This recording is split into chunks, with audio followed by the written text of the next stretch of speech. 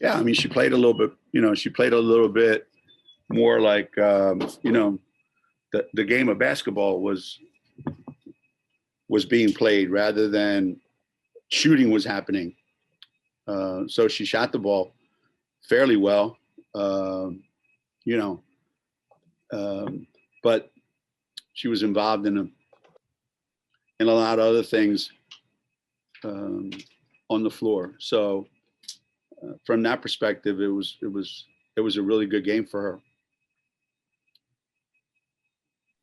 Did she? I know it's a quick turnaround after the game. Did she say anything to you? Or, obviously her confidence was a little down. I mean, did you get any of that sense of how she was feeling? Or, I mean, players feel great when they make shots, and players don't feel great when they don't make shots. And when they make a bunch, they think they're all going in, and when they don't make a bunch, they think none of them are going in. And sometimes you have to be reminded that there's more to this game than just than making shots. And once you remember that you can help the team in other ways, then everything else starts to fall into place. So I'm not big on harping on when the ball's not going in the basket. I just figure if they're good shots, they're good shots. If they're good shots, then keep taking them. If they're bad shots, stop taking them. Mike Anthony. Thanks. Hey, Gino. Hey. 5 games in 10 days, and this week, starting with Monday's emotional Wild game. What do you make of this stretch? I'm sure it was exhausting on one front, rewarding, telling. Did you learn a lot about your team and where it's at in its growth going through this stretch? It is difficult. It is difficult because it's a lot mentally. There's a new game to get ready for. There's a new scouting report. There's a new way of playing that we have to play given who we're playing. There's more at stake, because you want to keep getting better. And so, yeah, what you learn in these situations is that the most mature players on a team are the ones that stay like this. And they're the same every day. And they're the same every day, regardless of whether we're playing the number 1 team in the country or the number 101 team in the country. And they're the same whether the ball's going in or it's not going in, or they're playing great or they're not playing great. They're the same, and that's the message that you try to give to your team at this time of the year, that, you just need to be consistent. And not easy, when you're young, not easy. But hopefully, we can have a couple of days off now, Saturday and Sunday. And then 2 days before we play St. John's, kind of get back into what seems like a normal college basketball routine. And for you, is it difficult to gauge where the team's headed, so to speak? It's just such a bizarre season. I know we've talked about this all along, but you're X amount of time into this whole project. Do you like where it's come from, where it is, and where it potentially could be heading in terms of its potential and capability?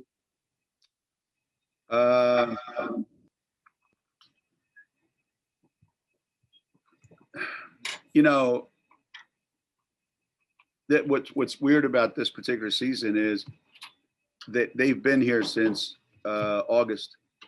So it's August, September, October, November, December, January, February. They've been here 7 months. The season would have been over by now. And here we haven't even started the NCAA tournament yet.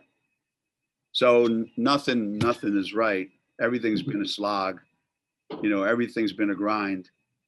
So where are we going? I don't know. The weird thing about this season is where are we going? We could be going to a pause next week. You know, we could be going, you know, to St. John's and play great, and we could go to Xavier and play lousy. So right now, I just go by, you know, we played today. We were kind of half-assed in a lot of ways, but we figured out a way to win the game. You know, we do so many things that just boggle your mind. I can't imagine it. I can't imagine it. It's just, you know, I see things that just make me shake my head.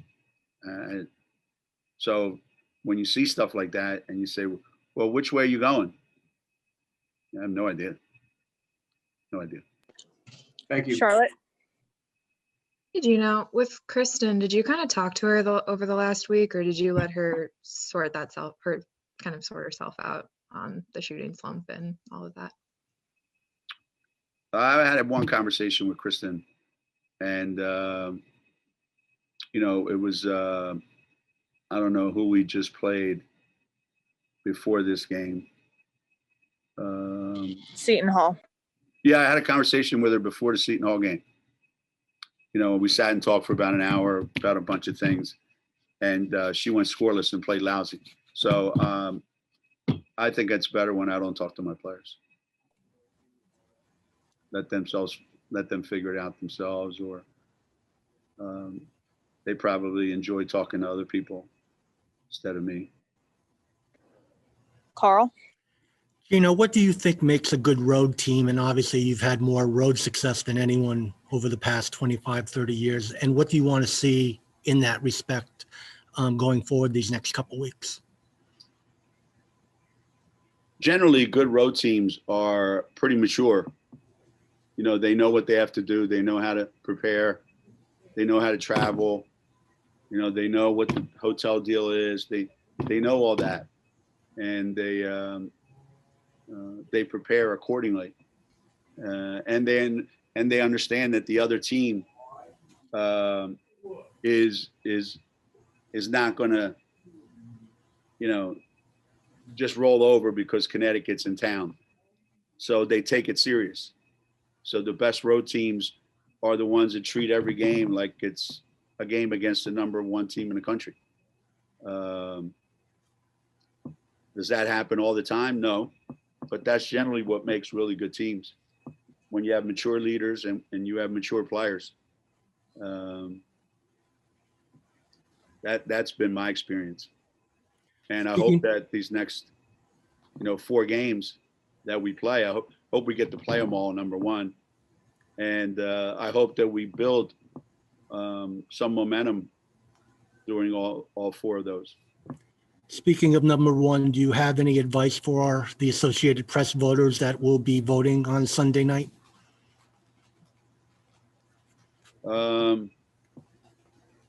Just vote your conscience, and you know, vote what you see, whatever that is. And then after the vote, don't let anybody come from another state and challenge your vote. Stand by your vote.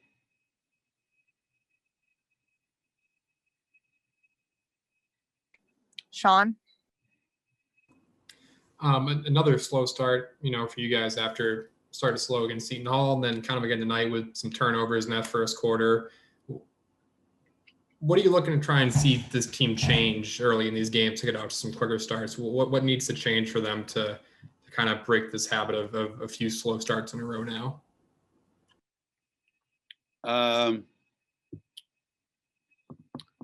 Well, until we start making shots, until people other than Paige start shooting high percentages, then it's going to be slow. It's going to be slow. There's no way to avoid that.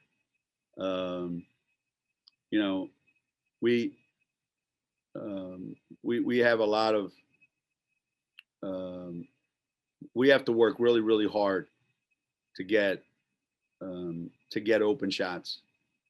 One thing that's happened during this particular stretch is our transition game has kind of slowed down. Today was a little bit better, but our transition game has slowed down. And that means you're coming down and facing a set defense all the time. So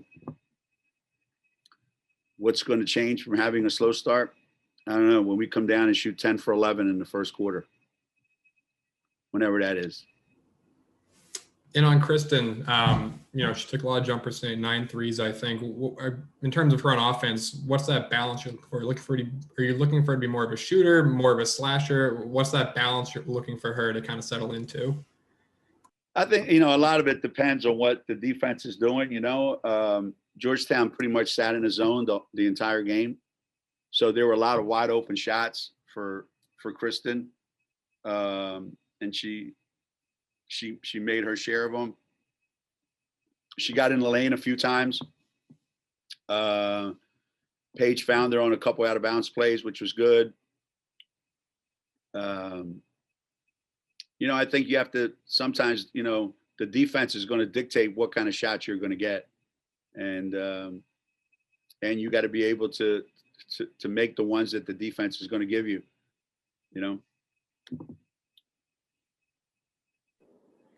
Roger. Gina, how big is the break for you guys, both mentally and physically? It would seem like you just need a few days to gather yourselves. Yeah, we need a couple of days. We had a couple kids take exams today, as if we didn't have enough going on, so they had to take some exams in their rooms. So it's been a lot, but getting away from the game these next couple of days, I think will help. Obviously, more mentally than physically. It's much harder to take a mental break, because even if you're taking a physical break and you're not doing anything, your mind is still working overtime on what's going on and how you're playing or what you're doing. And, so it's important that mentally we shut it down for a couple of days. Michelle. Yeah, Coach Auriemma, I know this is, maybe it's a cliche, but there's always this thought that freshmen, maybe the toughest time of the year for them is the last couple of weeks of February. They may start to get a little bit mentally, physically tired because it's different than high school. Do you feel like with your kids, they've had to grow up so fast, maybe that won't be the case, or do you generally not find that to be the case? I don't know if that's true with all programs or not, but I know some coaches say that tends to be a time when they have to be kind of conscious with freshmen about what they're going through. I believe every program has to experience it. Every freshman has to experience it. Just comes at different times. It could come early November. It could come mid-December. It really can pop up at any time. You don't know. And you just have to hope that you have a good enough team that you can carry those guys that are going through that until they come back. That's always a big worry for all coaches, and obviously for us as well, is that we're relying on so many freshmen that, we need them, to be on top of their game. But it's unrealistic to think that they're going to be like that every game. But yeah, it's a truism, that they're going to hit that wall. And in this case, I think it's happened already a couple times. For our team anyway, it's happened a couple times. I could feel it. You can just sense it. It's just there. And maybe maybe you just got to grind it out to the Big East tournament. Get to March 1st. And then after March 1st, 3 or 4 days, 5 days, and then maybe, the adrenaline of the Big East tournament can kind of kickstart some kids. But I'm sure every school, every coach is trying to figure out how do I compensate for that. And I guess maybe to that end, and I know you've talked about this kind of throughout the season, do you have to recalibrate to some extent your expectations, which doesn't mean you change your standards or whatever, but have you sort of had to do that throughout the season for both reasons, for COVID and for having now 7 freshmen? Yeah, I certainly have. When's the last time you saw us shoot the ball this poorly? When's the last time you saw us miss this many layups? Or make some of the passes that we make. So yeah, there are things happening every day when I watch that I just, you've been around me enough, that in my younger years, or, I would be losing my mind on the sideline. And that now I just sit down and worry about my next warning for not having my mask on. That's my biggest stress right now is how many warnings I get from the Big East and from our fans back home telling me you're setting a bad example not wearing your mask. They don't know I get tested every damn day. They should just worry about themselves and not worry about me. I'm fine. But yeah, there's things that are happening right now that years ago I would have lost it. But now it's, hey, these are COVID times.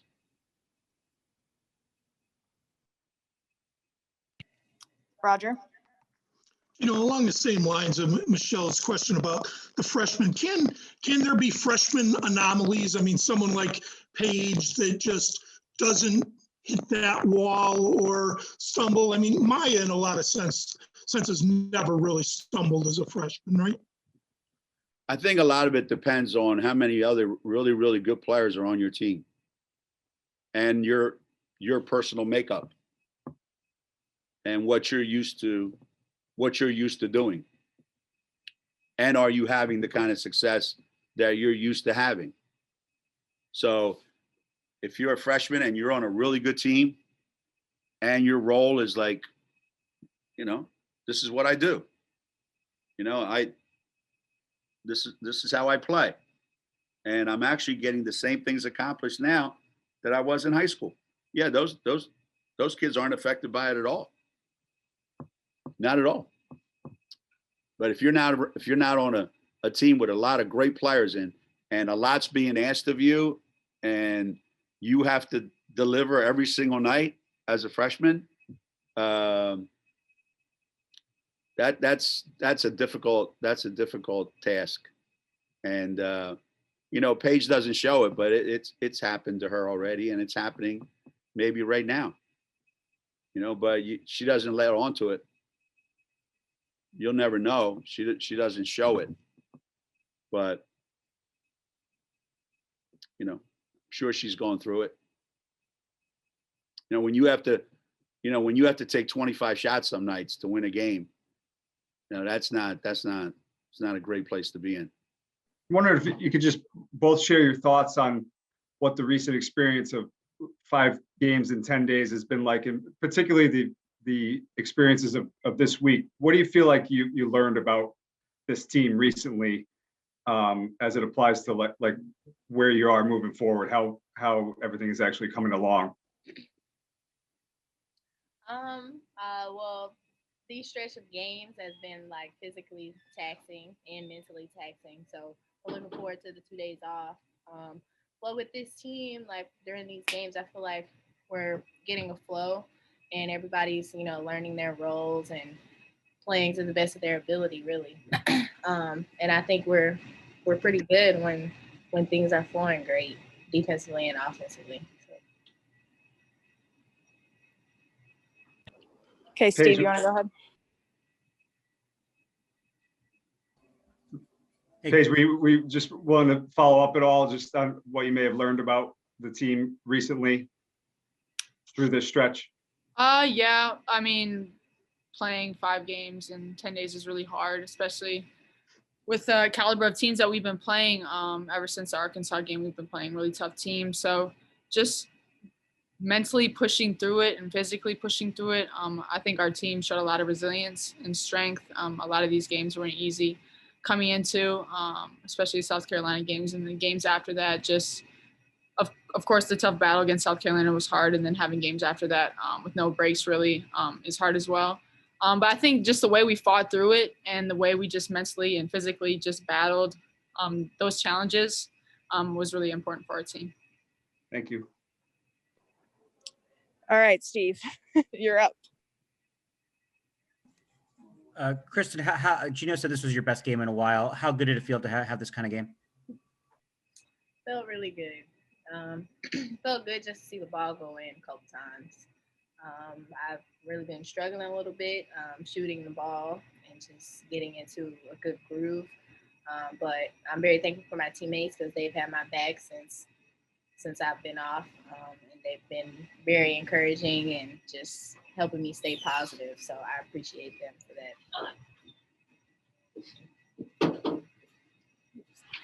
Oh, Maria. Hey guys, actually just to follow up on that, Kristen, that you were able to get involved early, the difference, would you say, between last game and this game, aside from, your teammates helping you, was it more of like just like a conscious effort, like I want to go and find my shots and hunt shots right away? Yeah. I mean, I just took the opportunity. I mean, I was wide open, so I just shot it. I feel like in the other games, I was just really passive and just not very confident in myself.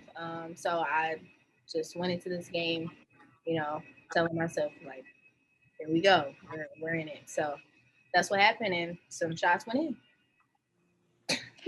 If I could follow up real quick, Anna, for both of you, actually, Kristen, you alluded to having a couple days off to look forward to, and Paige, you've been playing so many minutes, and I know you love to play a lot of minutes, but how are you going to unwind a little bit over these next couple of days, physically and mentally? Like, how do you just rest and regroup?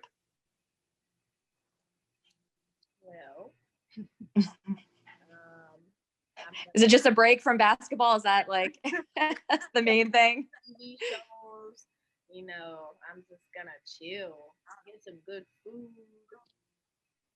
just enjoy, life, really. Yeah, that sounds good. Yeah. Storrs, Connecticut is our new home now, so I haven't been home in a very long time. I've just been traveling, been at practice, been at games. We haven't had a lot of time just in our beds, just hanging out in our living rooms. So just to get that time off and just kind of rest your legs and rest your mind, I think we're all looking forward to it. Did either of you have exams today? Because Coach mentioned that some players had exams. Yeah, I did. She did. Not me. How did that go? It went. Gotcha. Yeah, it went. All right, thanks, guys. I appreciate it. Doug. Kristen, you had mentioned your confidence and kind of how it was down. I mean, that said, what do you think this game does for you? Especially now that you have a few days off and can kind of go into that knowing that you bounce back. I mean, so in that sense, how big was it?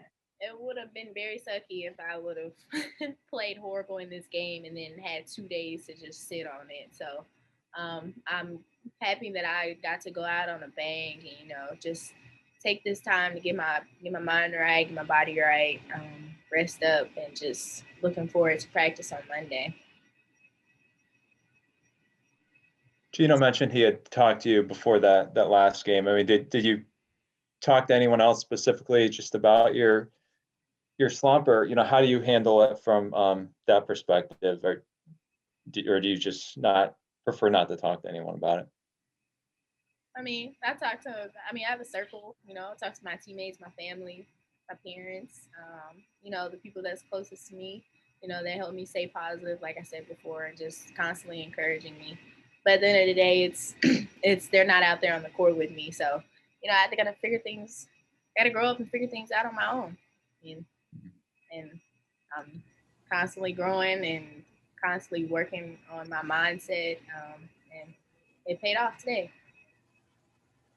Thanks. Carl? Paige, you mentioned your exam, and one thing about you is you made Dean's List last fall.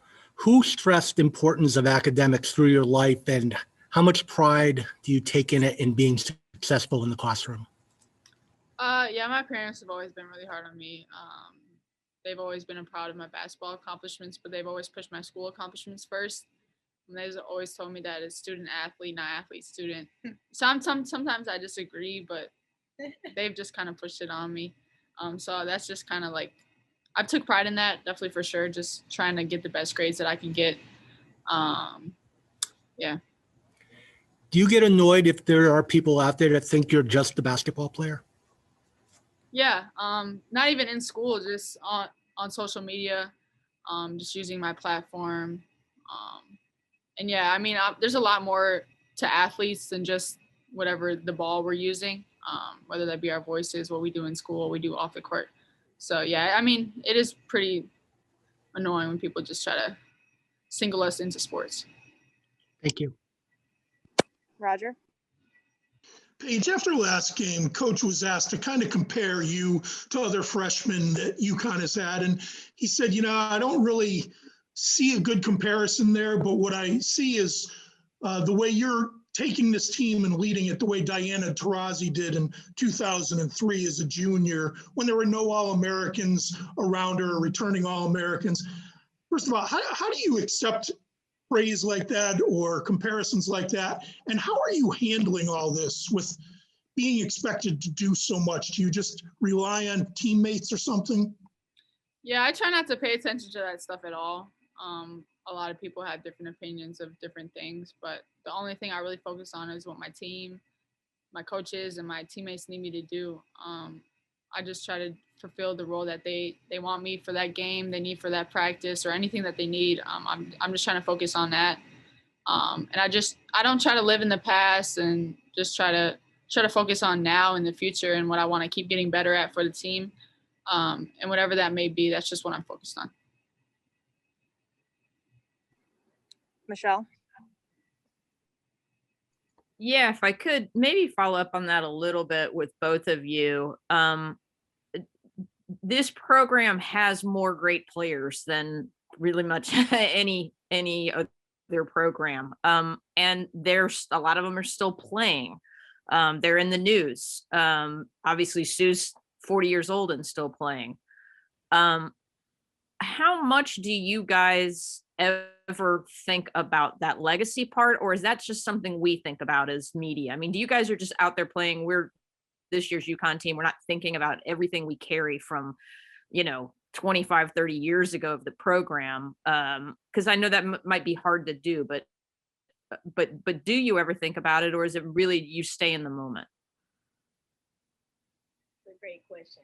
I think there's a a thin line, because obviously we know like people have paved the way for us, and we have to play at that like level. But then again, you don't want to like harp on it and think about it. You like to stay in the moment, like you said, because I mean it's very high expectations, and you don't want to let the like pressure get to you.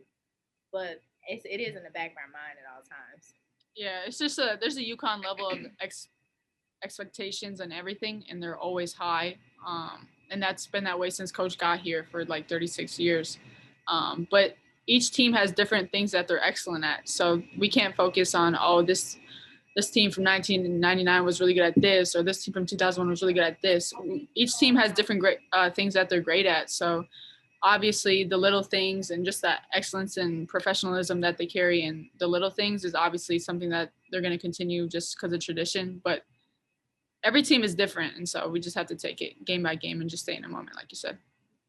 And Kristen, I know you've been through this before. Like Monday, they'll do the NCAA will do its first reveal, for top 16 seeds. And Paige, you probably heard about this.